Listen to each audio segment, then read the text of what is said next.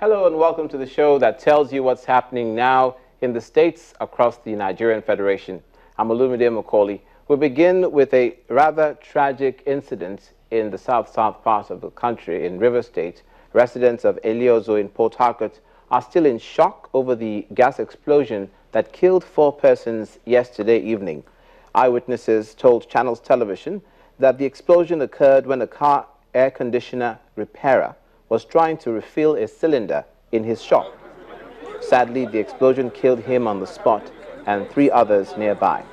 Confirming the incident, the police public relations officer, DSP Ahmad Mohammed, advised those who use combustible materials in their business to observe all safety measures to avoid such accidents.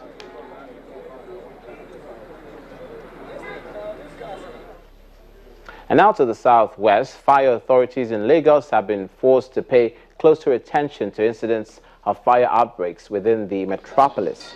Another incident was reported in the early hours of today after an inferno gutted a mechanic village in the Agidingbi axis of Lagos.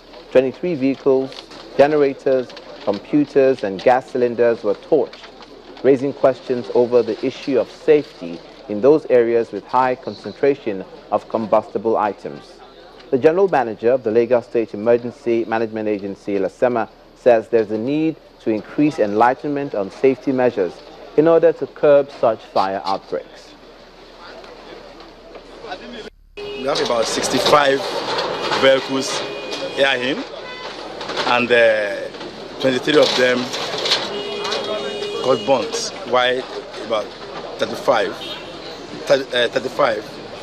were able to be saved due to the quick intervention of the Lagos State Fire Service and all other volunteers around to ensure the fire was contained, not to go this far. This is one of the bases of current and continuous public enlightenment to various associations, that where you know you have anything combustive, even from your offices, your homes, there should be something that can be used in case of any fire for an immediate attention. However, we have speaking with the leadership of the mechanic associations, by whatever forms they are, that they need to educate their members. When we say we are having a mechanic village, for God's sake, let it be purely a mechanic village, because the scenario here does not give me this place as a complete mechanic village. I have some generators there, and even some vehicles here in are generators and some gas here and there. However, our people should still learn from mistakes. What happened overnight here, I believe, could have been something that could have been prevented. I also hope the owners of those vehicles had insurance cover that will help to recover from that sort of situation. In the meantime, away from accidents to other news, but staying in the southwest, more state governments are getting set to pay their workers following the dispersal of the federal government's bailout fund. As the Oyo state government finalizes its plans, Governor Abiola Ajimobi called for a change in attitude and policies which he believes are necessary to meet with the global and national challenges. To this end, a new aggressive policy on IGR generation and a review of government spending is being put in place. This comes after a series of meetings with various ministries, parastatals, and agencies.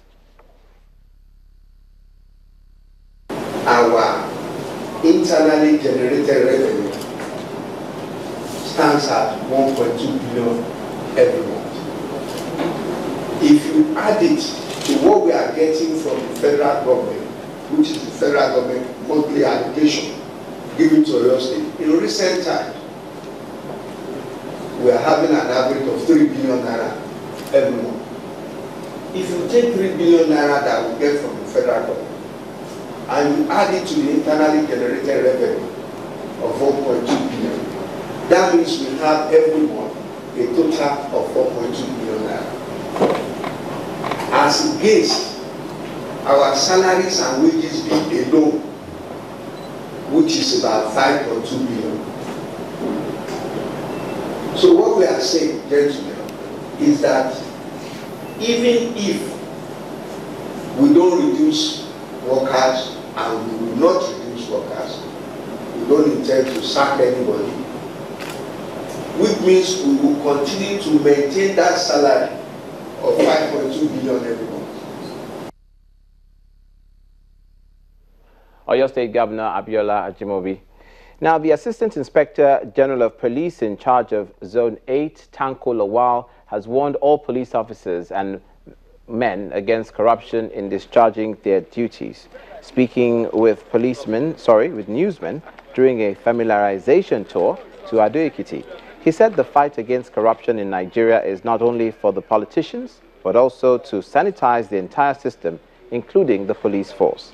He added that any police officer found violating the new code of conduct will be shown the way out. If you are corrupt, it means you are indisciplined. The appropriate sanction will be applied. And in a very serious issue, one could even be charged to court.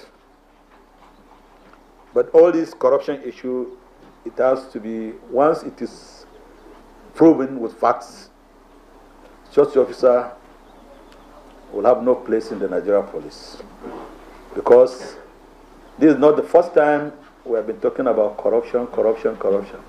But I tell you, this is more serious. The present police administration, under the Inspector of Police, Solomon Asrasi, has zero tolerance to corruption. Any officer, from the constable to the most senior officer, caught in the corruption wave will be shown the way out. Staying with law enforcement, but we cross over to the northwestern part of the country. Police in KANO State are putting in measures to stop the resurgence of violence there. Addressing police officers and members of the KANO Community Reorientation, the AIG in charge of Zone 1, Mr. Tambari Yabo, says the success recorded by the police in the fight against insurgency attributed that breakthrough to the cooperation of the people. He said the command will continue to agree to partner with community members, civil society organizations, vigilante groups, and all other paramilitary agencies to stop crime.